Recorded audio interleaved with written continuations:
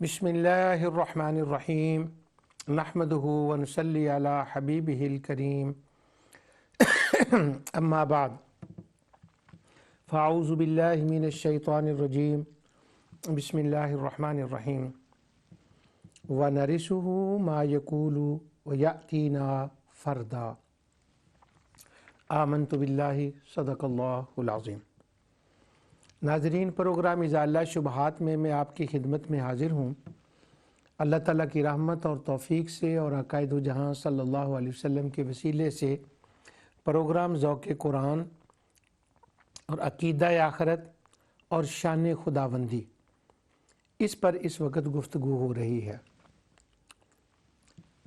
जहाँ कुरान करीम में अक़ीदा आखिरत का बयान आया है,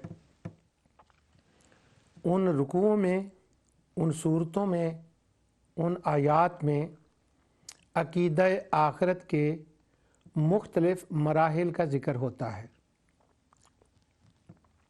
कब्र से उठने से लेकर अल्लाह ताला के हुज़ूर जाना और हिसाब किताब और वो सारी बातें, बहुत से मज़ामीन वहाँ होते हैं, लेकिन मैं उन तमाम मज़ामीन से सिर्फ़ एक मज़मून को लेकर आपके सामने बयान कर रहा हूँ, और वो ज़रा रेयर है। वो ये कि आखिरत पर ईमान लाना, इसका माना क्या है?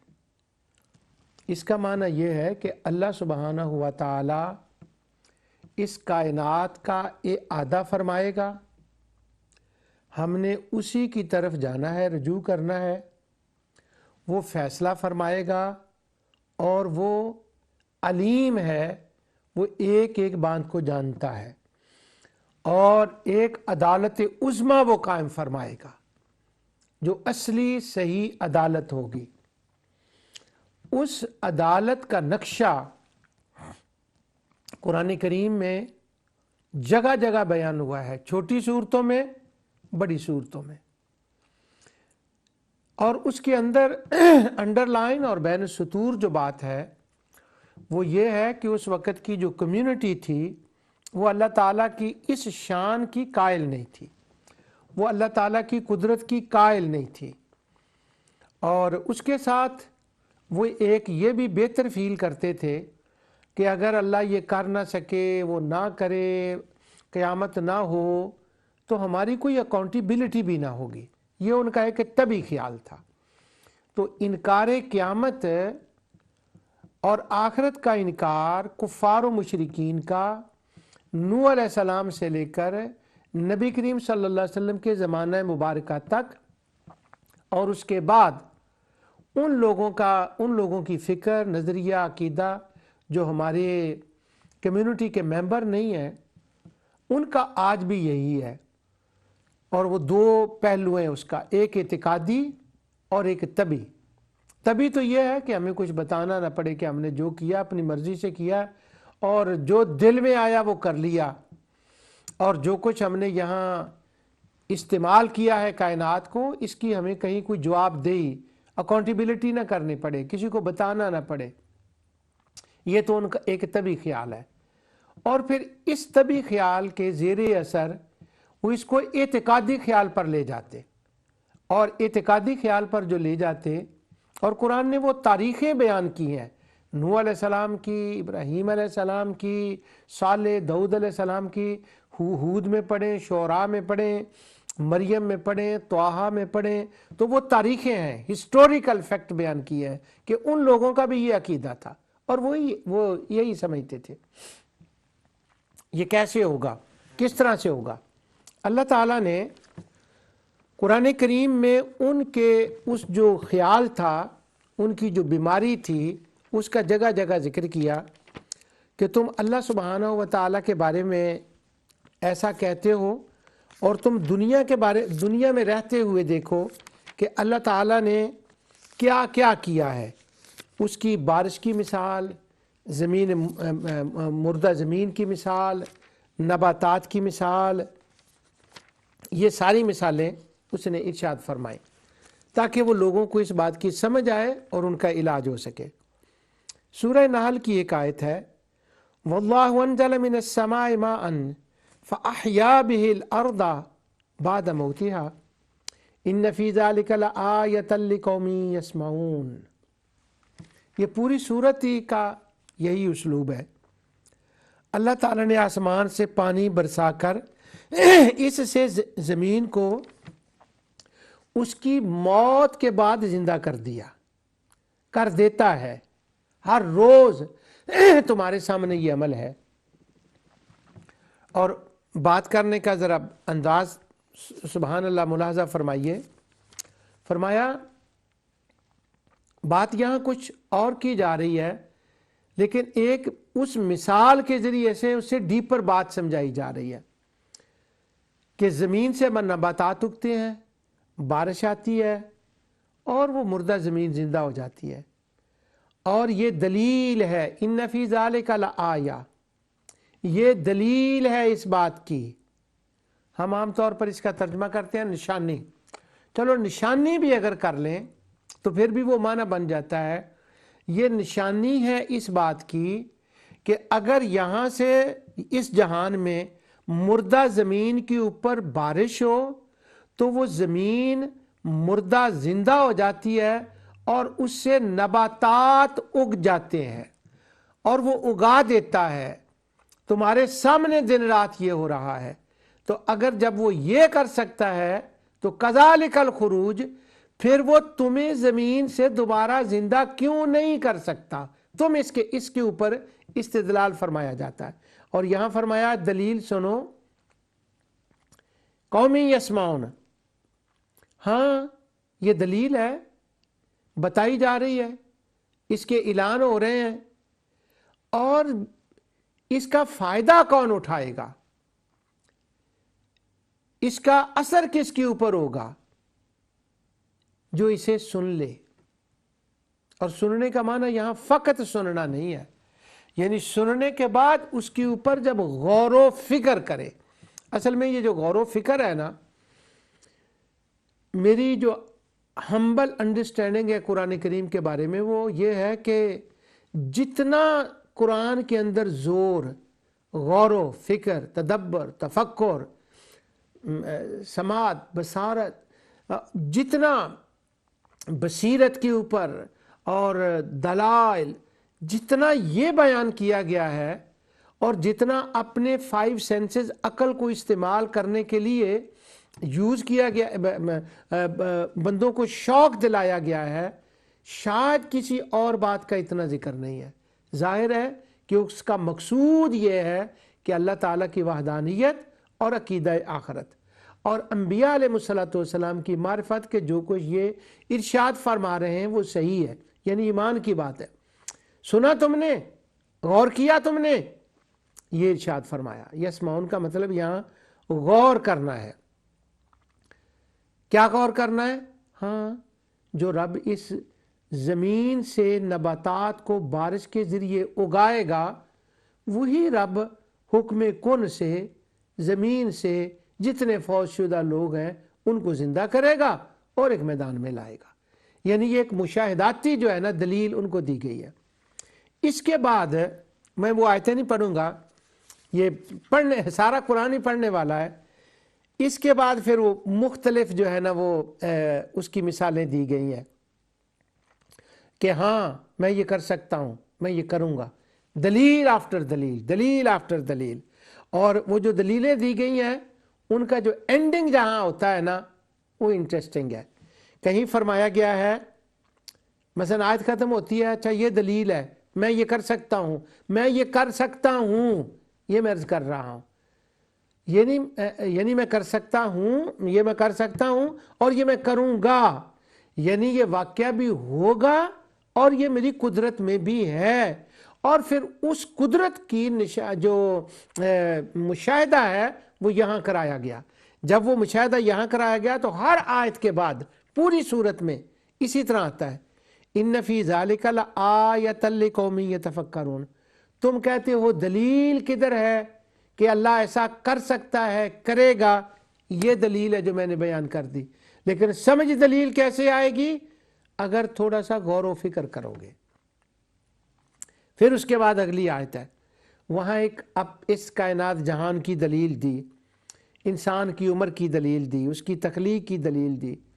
فرمایا اور وہ تو کمال دلیل ہے، ساری کمال دلیلیں ہوتی ہیں کہ تمہیں پیدا کیا اور تم آہستہ آہستہ عمر کی طرف بڑھے، اور پھر تمہاری ایک وہ عمر آ گئی، اور اس عمر کے بعد تمہارا وہ آ گیا کہ تم نے جو ہے نا موت آ گئی، اور یہ مدارج ہیں تمہاری لائف کے، اور آخر میں ہے ان اللہ علیم قدیر۔ یہ دو اسماء حسنی آئے ہیں۔ میں اکثر کہا کرتا ہوں جب اسماء حسنی آئے نا تو اس آیت کو اس کو سمجھنے کے لیے ان پہ مراقبہ کریں کہ یہاں یہ کیا آئے ہیں۔ پہلا تو اس کے اندر یہ فرمایا گیا، غور کریں کہ بچہ جب پیدا ہوتا ہے تو اسی وقت وہ بوڑھا تو نہیں ہو جاتا، اپنے وقت پر جا کر وہ بوڑھا ہوتا ہے، اور تم کہہ رہے ہو قیامت ابھی لاؤ۔ وہ بچہ پیدا ہونے کے بعد اپنے وقت پہ جا کر بوڑھا ہوتا ہے، تو تمہیں تفکر کیا کرنا چاہیے، تمہیں غور کیا کرنا چاہیے؟ قیامت آ رہی ہے، ابھی وہ بچپن میں ہے۔ یہ ذرا میں اپنی طرف سے کہہ رہا ہوں، اگر غلط ہو تو میرا مولا مجھے معاف فرمائے، یہ سمجھانے کے لیے میں بات عرض کر رہا ہوں۔ ابھی وہ بچپن میں ہے اور وہ بڑھ رہی ہے اپنے جہاں تک اس نے آنا ہے۔ جیسے تم کسی عمر میں پہنچ کر تمہارے اوپر یہ حالت آتی ہے، اسی طرح قیامت نے بھی اپنے وقت میں آنا ہے، اور وہ مراحل کو بدل رہا ہے تمہاری زندگی کے اندر۔ اور اگر جیسے وہ یہ مراحل بدل رہا ہے، اسی طرح کائنات بھی ایک اپنی کروٹیں بدل رہی ہے، اور بدلتے بدلتے وہ وقت آ جائے گا جب وہ قیامت آئے گی۔ اور باقی رہا تمہارا یہ خیال کہ اگر قیامت ہوئی، مرنے کے بعد زندہ ہوئے، وہ کیسے ہوگا، وہ کیسے جانے گا، وہ کیسے کرے گا، تو سن لو ان اللہ علیم قدیر۔ جب قیامت ہوگی، حساب کتاب اعمال نامے کے لیے اس کو ایک ایک بات کا پتہ ہے۔ وہ جو عدالت ہوگی، وہ جو عدالت عظمیٰ ہوگی، اس کے اندر جب ثبوت فائلیں پیش کی جائیں گی تو کوئی ایک چیز بھی ایسی نہیں ہوگی جس کا ریکارڈ موجود نہ ہو، اور اللہ تعالیٰ ہر بات تمہارے سامنے کھول کے رکھ دے گا۔ یہ اس کے علم کی شان ہے۔ یہ علم کی شان کی جتنی آیات ہیں، اگر آپ ان کو اکٹھا کریں اور پڑھا کریں تو وجد آ جاتا ہے کہ وہ کیوں بتا رہا ہے کہ میں عالم ہوں۔ وہ ایک ڈاکٹر سائمن تھا، بی بی سی پر وہ پروگرام کرتا، تو اس نے 3 PhD کیے ہوئے تھے۔ تو اس وقت میں وہ پریزن میں لیہل پریزن میں کام کرتا تھا، تو وہ ہمارا تھا لیکچرار۔ جب وہ کورسز ہوتے تھے تو وہ بتاتا تھا ڈاکٹر سائمن۔ تو چونکہ پریزن میں وہ آتا تھا تو وہ کورس کراتا تھا، وہاں بہت سے اماموں کو اس کو ملنا ہوتا تھا، تو وہ اماموں کی وجہ سے نا اس نے قرآن پڑھنا شروع کر دیا۔ سبحان اللہ۔ جب وہ قرآن پڑھنا شروع کر دیا تو ایک دن وہ مجھ سے کہتا ہے ڈاکٹر سائمن کہ دیکھیں میں نے 3 PhD کیے ہیں، تو میں نے کبھی کسی کو نہیں کہا کہ جو ہے نا میں نے PhD کیا ہے۔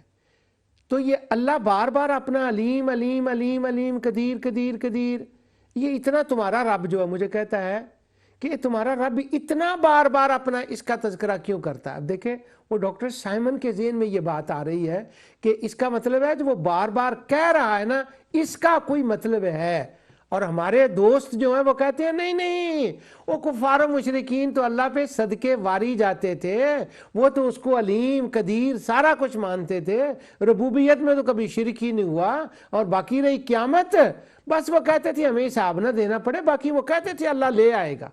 اب وہ ڈاکٹر سائمن کے ذہن میں وہ کہتا میں نے 3 PhD کی ہے، میں نے تو کبھی یہ نہیں کہا۔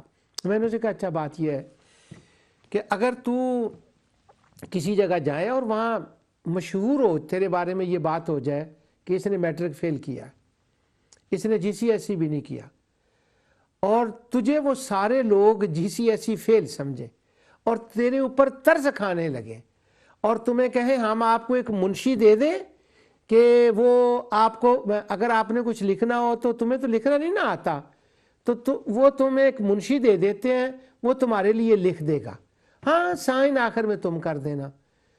تو اس وقت جب تم لیکچر دو وہاں پر تو ان کو یہ ایک غلط فہمی ہے کہ تم نے 3 PhD نہیں کی ہے, تم نے GCSE فیل کیا ہے, تم لکھ بھی نہیں سکتے, تمہیں ایک منشی کی ضرورت ہے اور تم آگے رستہ بھی نہیں دیکھ سکتے, تم اتنے چلے سے ہو اور ایک بندے کو پکڑ کر تمہیں ادھر لے جانا پڑتا ہے اور کار ڈرائیو تو تم کر ہی نہیں سکتے, تمہیں بٹھانا پڑتا ہے, وہ تمہیں ڈسیبل سا سمجھ رہے ہیں. تو پھر وہاں تو ان کے اس شبے کو دور کرنے کے لیے کیا کرے گا؟ تو ڈاکٹر سائمن کھڑا ہو گیا میری طرف, ہم رستے میں جائے تو کہتا میں ان کو بتاؤں گا میں GCSE فیل نہیں ہوں.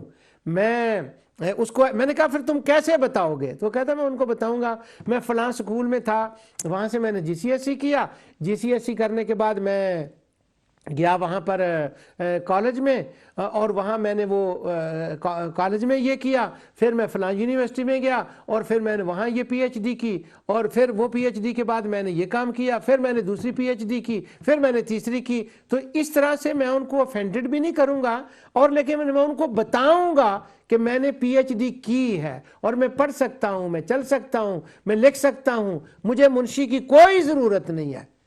جب اس نے یہ بات کر لی نا ڈاکٹر سائمن نے کے بعد, تو مجھے وہ امام کہتے تھے, مجھے کہتے امام آئی گیٹ یور پوائنٹ.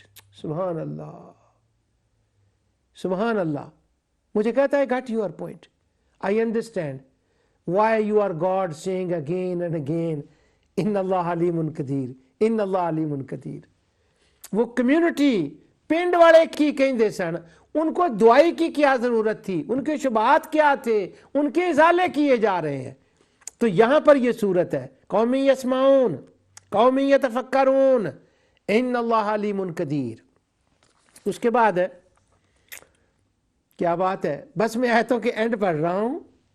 افا بنعمت اللہ یجحدون, ایک پتہ نہیں اس کا اردو کا کیا لفظ ہے, کیسڑا ایک لفظ ہوتا ہے پنجابی میں, اس کو کہتے ہیں جب دلائل کی بارش کر دو نا کسی کے اوپر تو اس کا دل مان جائے گا, اور وہ دل جب مان جائے نا لیکن وہ اپنے کسی مفاد کی وجہ سے اس کا اقرار نہ کرے اور وہ مانے نہ, اسے کہتے ہیں یجحدون. جیسے وہ فرعون کا ہے کہ اللہ تعالیٰ فرماتا ہے کہ سورہ نمل میں وہ آتی ہے وَاسْتَيْقَنَتْهَا أَنفُسُهُمْ ظُلْمًا وَعُلُوًّا, بس اس کو موسیٰ کے سامنے نیچا ہونا پڑتا تھا, وہ اپنے آپ کو بلند رکھنا چاہتا تھا, اس وجہ سے وہ اوپر سے موسیٰ کا رب کا ان چیزوں کا انکار کر رہا تھا.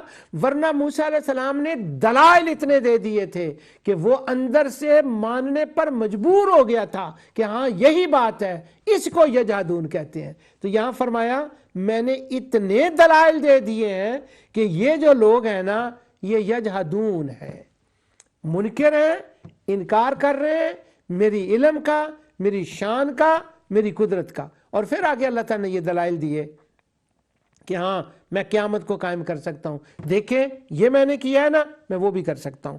یہ سارا رکوع اس طرح سے دلائل کے ساتھ چلتا ہے, بلکہ 2 رکوع چلتے ہیں.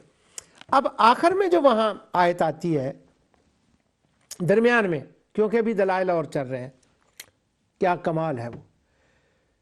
فرمایا اب رہا یہ مسئلہ کہ قیامت نے کب آنا ہے. وَلِلَّهِ غَيْبُ السَّمَاوَاتِ وَالْأَرْضِ, جو کچھ بھی کائنات کے اندر زمین و آسمان میں کسی چیز کے ہونے کا وقت ہے وہ صرف اللہ جانتا ہے. جب بھی للہ کا لفظ آئے تو یہ ترجمہ بنتا ہے اس کا. یہ کیوں ترجمہ بنتا ہے؟ وہ اس لیے ترجمہ بنتا ہے کہ وہ ان سارے معاملوں میں دخیل کر رہے تھے اپنے شفعاء کو, اپنے شرکاء کو جو انہوں نے اللہ کے بنا رکھے تھے, کہ ان کو بھی سارا پتہ ہے کہ اندر سسٹم کیا چل رہا ہے. تو اللہ ان کو بتا رہا ہے نا نا نا نا, ان کو ککھ پتہ نہیں ہے. زمین آسمان کے تمام اندرون سسٹم کو صرف اللہ جانتا ہے. یہ 3 بار میں نے کہا, کم از کم اتنا تو کہنے, نہ لات جانتی ہے, نہ منات جانتی ہے, نہ عزا جانتی ہے, صرف اللہ جانتا ہے. اصل میں یہ غیب والی آیتیں تو آئی تھیں لات منات کی عزا کی قدرت کے بارے میں, ان کے علم کے ریفیوٹ کے بارے میں کہ وہ کچھ نہیں جانتے، وہ خدا نہیں ہے، لیکن بھلے لوگوں نے ان ساری آیات کا اطلاق انبیاء پر اور امام الانبیاء کے اوپر کر دیا۔ لا حول ولا قوت الا باللہ۔ پیچھے سے ذرا پڑھ کے دیکھیں یہ آیت کس کی بات کر رہی ہے۔